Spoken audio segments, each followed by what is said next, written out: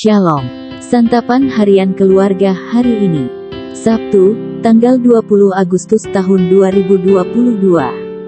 Bahan bacaan dari Galatia 1 ayat 6 sampai ayat 10.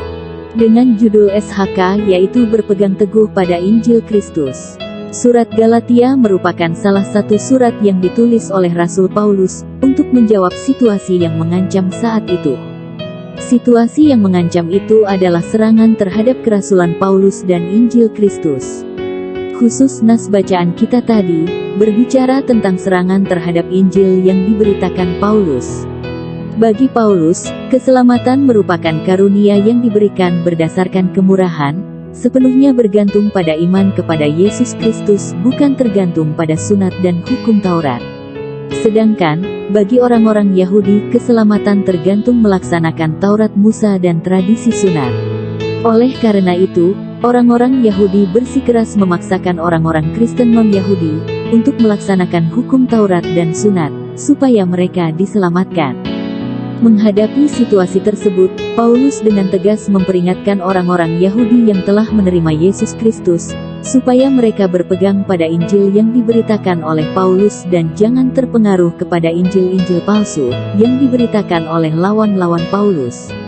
Sebab Injil yang mereka beritakan bertentangan dengan Injil Kristus. Bandingkan ayat 6 dan 7. Hidup di bawah hukum Taurat merupakan perhambaan, sedangkan hidup dengan iman merupakan kebebasan. Orang Kristen tidak diikat dengan hukum Taurat, karena Kristus telah membebaskan melalui kematiannya.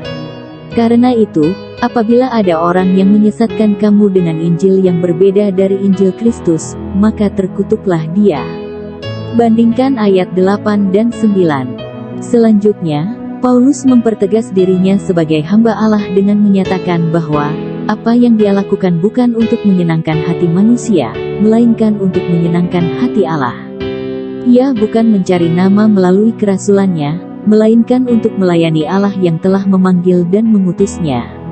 Makna bagi kita, berpeganglah pada Injil Kristus dengan melakukan kehendak-Nya, supaya kita memperoleh hidup yang kekal. Mari kita berdoa, kiranya kami teguh berpegang pada Injil Kristus. Amin.